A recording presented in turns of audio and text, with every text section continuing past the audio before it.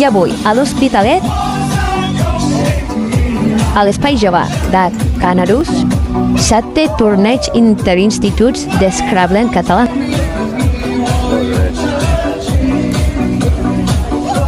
Organitzat per la AEL, el Club de Scrabble de l'Hospitalet de Llobregat i Scrabble escolar.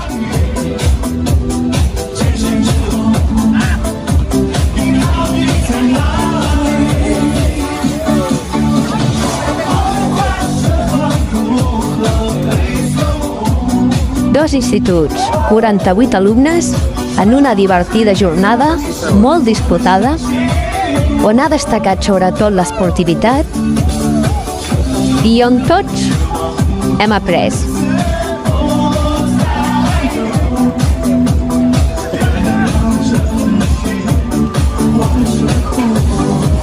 En un campionat es guanya o s'aprèn.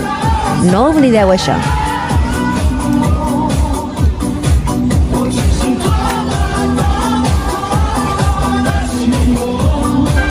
I aquí teniu els campions. Els dos instituts tindran representants a la gran final de Barcelona, els dies 10 i 11 de maig. I recordeu, jugant també s'aprèn a estimar la llengua.